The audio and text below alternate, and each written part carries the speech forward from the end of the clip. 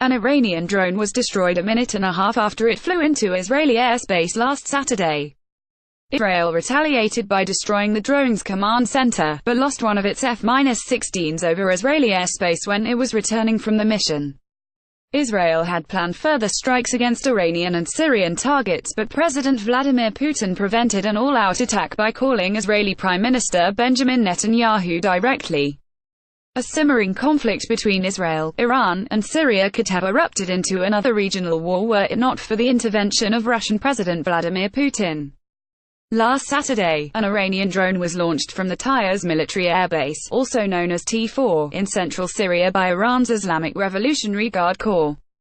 The drone was shot down by an Israeli Air Force attack helicopter just a minute and a half after entering Israeli airspace. Israel responded to the incursion by sending 8 F-16s into Syria to destroy the drone's command and control center. After destroying the target, which resulted in the deaths of an unknown number of Iranians, the jets flew back into Israel, and suddenly came under attack from Syrian anti-aircraft missiles. One of the missiles, an S-200, was able to take down an F-16, forcing the pilots to eject. Israel hit back, going after Syria's air defense system. The response to the downing of the Israeli jet was intended to be a lot more violent, according to Ronen Bergman, an Israeli investigative journalist. Israeli generals brought out plans for a huge offensive operation in Syria, Bergman writes in a New York Times op-ed. A furious phone call from Putin was enough to make Prime Minister Benjamin Netanyahu of Israel cancel the plans.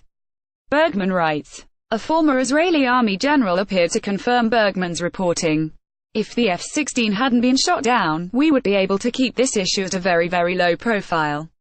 Udi Dekel, a former Israeli army brigadier general who was the head of the IDF's Strategic Planning Division, said Wednesday on a call organized by the Israel Policy Forum.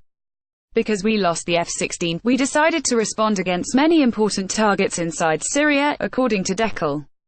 Among the targets were air defenses, Syrian army positions, and Iranian positions around Damascus. Israel, Dekel said, wanted to send a message that we could not accept any idea that they would try to shoot down our aircraft in our skies. But an all-out attack never happened. Dekel said that the decision not to go forward with the strikes was because Israel wanted to see the Syrian and Iranian response.